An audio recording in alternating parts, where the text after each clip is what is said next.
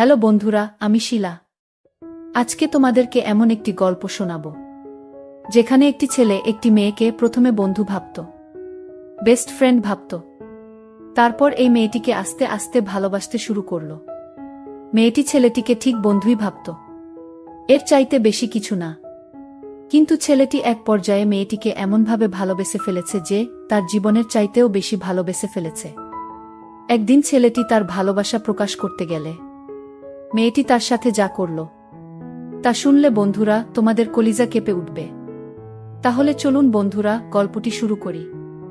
গল্পটি শুরু করার আগে বন্ধুরা, তোমাদের নিকট আমার বিশেষ অনুরোধ, দয়া করে তোমরা আমার চ্যানেলটি সাবস্ক্রাইব করে আমাকে সাপোর্ট করবা। আমার পাশের বাসার একটা মেয়ে নাম সাধনা, আর ছেলেটির নাম আবু সায়েম। সাধনা আর সায়েম দুজনেই খুব ভালো বন্ধু বলতে পারেন, একজন আর একজনকে ছাড়া চলে না। হঠাৎ করে একদিন সায়েম সাধনাকে মজা করতে করতে বলল, সাধনা, আই লাভ ইউ। ও বলে, শুন সায়েম, আমি তোকে ভালোবাসতে পারবো না, তুই শুধু আমার খুব ভালো বন্ধু। এই কথা বলেই চলে গেল সাধনা। সায়েম তার কথা শুনে হা করে থাকিয়ে রইল। তাকে কোনোভাবেই তার মনের অনুভূতি বোঝাতে পারল না। এভাবেই দিন যেতে লাগল। কিন্তু ছেলেটি ভাবল যে সাধনা তো কোনোভাবেই আমাকে ভালোবাসে না, কি যে করি। বলতে বলতে সাধনার ফোন। সাধনা বলল, ওই সায়েম, কি করছো? তোর কথাই ভাবতাছি। সাধনা, চুপ থাক। সাধনা বলল, ওই সায়েম, খাইছস? সায়েম বলল, না। তুই খাইছ সাধনা? হ্যাঁ খাইছি। তুই এখনই খেয়ে নে, আর মাঠে তাড়াতাড়ি আয়। আচ্ছা, বলেই লাফাতে লাগলাম। সাধনার মনে হয়তো আমার জন্য ভালোবাসা জাগছে। তাড়াতাড়ি খেয়ে গেলাম।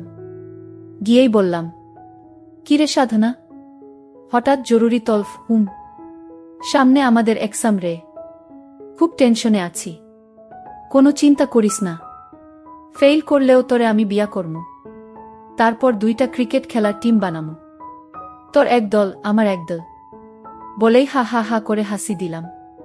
কিন্তু হাসি দেওয়ার পর যা ঘটল তা সায়েম তার নিজের চোখকেও বিশ্বাস করাতে পারল না।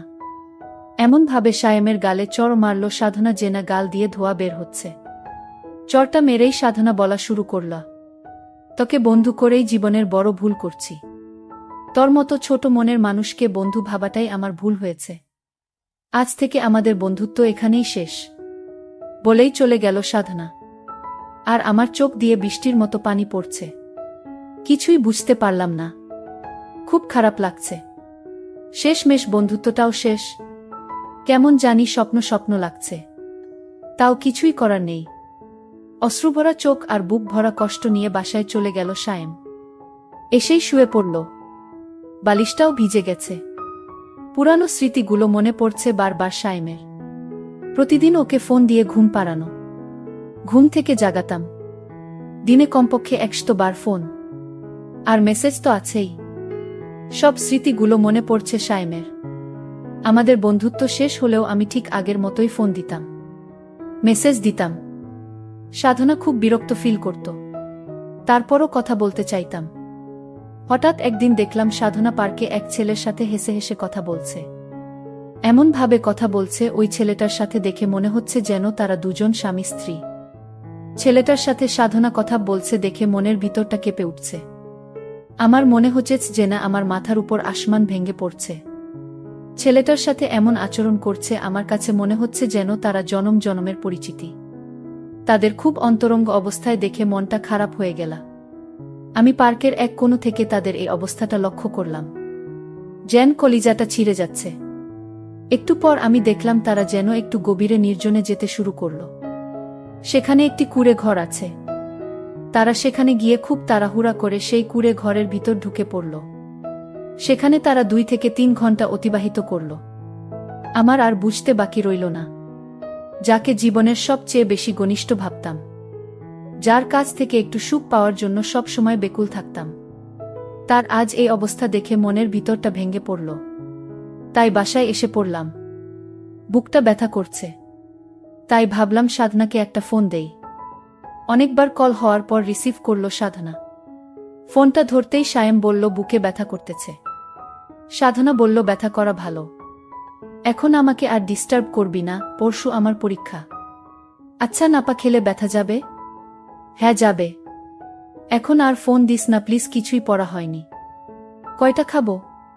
উফ, তোর যতটা খেতে মন চায় খা প্লিজ সায়েম, আর ডিস্টার্ব করিস না। সায়েম তার সমস্ত আবেগ নিয়ে বলল। সাধনা শেষবারের মতো বল, তুই কি আমায় ভালোবাসিস না? সাধনা বলল না, আর বলল সায়েম এসব কথার কোনো মানেই হয় না। আমরা জাস্ট ফ্রেন্ড, তোর অনুরোধে কিন্তু এবার ফ্রেন্ড হয়েছি, তাই যা বলছো ভালো করে বুঝে বলিস। থ্যাঙ্কস সাধনা, রাখি। ওকে রাখ, আর ভবিষ্যৎ যেন এমন কথা আর না শুনি। ওকে, তাহলে এখন রাখি। ফোনটা রাখবে এমন সময় সায়েম বলল, সাধনা একটা কথা বলি। সাধনা বলল, কি বলবি বল। সায়েম অত্যন্ত নরম সুরে বলল, আজ তোকে পার্কে একটা ছেলের সাথে দেখলাম। সত্য করে বলবে সাধনা, ছেলেটি কে? তোর সাথে এই ছেলেটির কিসের সম্পর্ক? সাধনা বলল, ও আমার লাভার। সায়েম সাধনার মুখ থেকে কথাগুলো শুনে একেবারে নীরব হয়ে রইল। তার ভিতর থেকে আর কোনো কথা মনে হচ্ছে বের হচ্ছে না, হাত পা একেবারে অবশ হয়ে যাচ্ছে। একটু নীরব থেকে সায়েম বলল, সাধনা আমার কিছু ভালো লাগছে না। এই কথা শোনার পর সাধনা ফোনটা কেটে দিল। ফোনটা কেটে দিয়ে মনে মনে ভাবতে লাগল, একসময় সাধনা মেয়েটা সারাক্ষণ আমার খবর নিত, এখন আর নেয় না, আর জিজ্ঞেস করে না কাউকে পছন্দ করিস কিনা সায়েম, আর আগের মতো কি করতে হবে বলে না। হঠাৎ বুকের ভিতরে আবার চিপ দিয়ে উঠে। বুকটা চেপে ধরে একটু বিছানায় শুয়ে পড়লাম। খুব কষ্ট হচ্ছে, আবার বিছানা থেকে উঠে আমাকে নাপা খেতে হবে। কষ্টা খাবো? সাধনা তো বলেই দিয়েছে, যতটা ইচ্ছে ততটা তুই খা।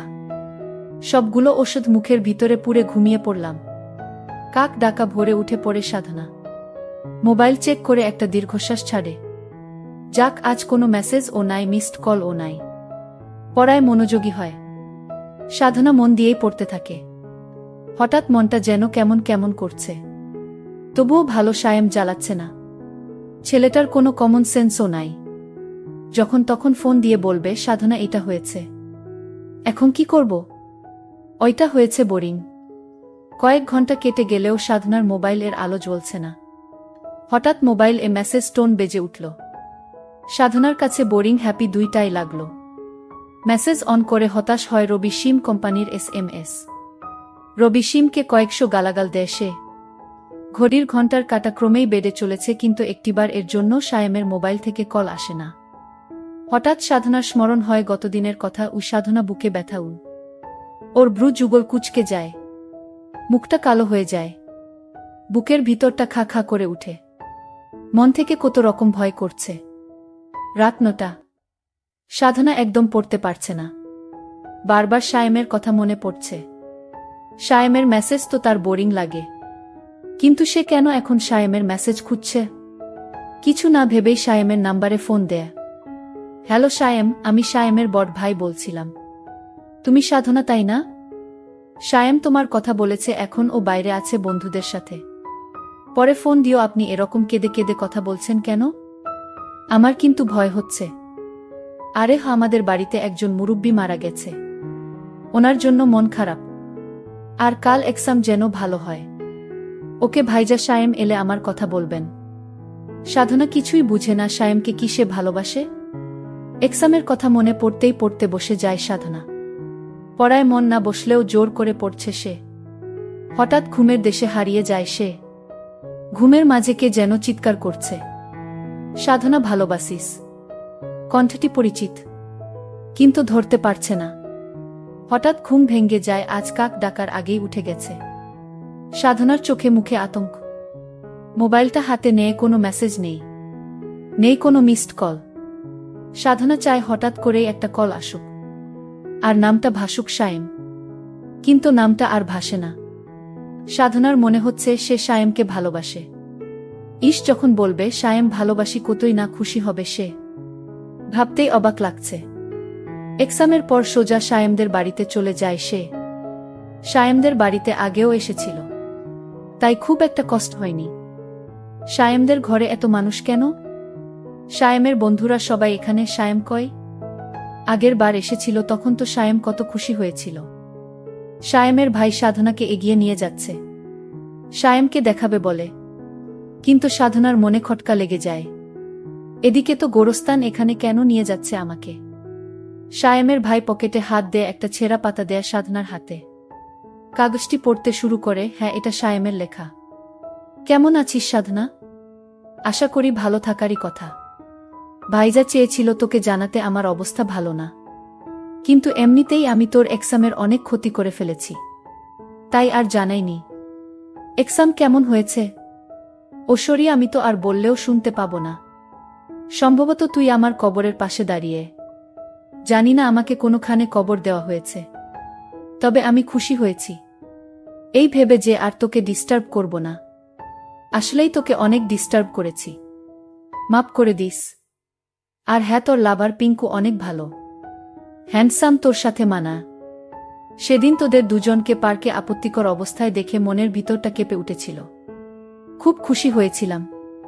আবার পিঙ্কু এবং তুই, তোরা দুজনের উপরেই রাগও হয়েছিলাম। আর ওশরি, তোর এমনেই অনেক টাইম নষ্ট করেছি। সামনে এক্সাম ভালো করে দিস। আর একটা কথা, নাপা কাজ করেছে, আমার সব ব্যথা দূর করে দিয়েছে। থ্যাঙ্কস, মাফ করে দিস। আর একটা কথা, রাগ করিস না সাধনা, আমি তোকে অনেক, আমার জীবনের চাইতেও বেশি ভালোবাসতাম। যতক্ষণ আমার দেহে প্রাণটি ছিল ততক্ষণ শুধু সাধনা সাধনা বলেই আমার শেষ নিঃশ্বাস ত্যাগ করেছিলাম। যাক, সব শেষে তো আমি তোকে যে ভালোবেসে মরতে পেরেছি, এতেই আমার সুখ। সাধনা ভোগে নয়, ত্যাগেই সুখ। ভালো থাকিস। আবার সরি। আর জীবনেও বলবো না ভালোবাসি তোকে। এই কানে ধরেছি। বোরিং বোরিং সাধনা ধপ করেই সায়েমের কবরে বসে পড়ল আর চিৎকার করে কান্না করছে।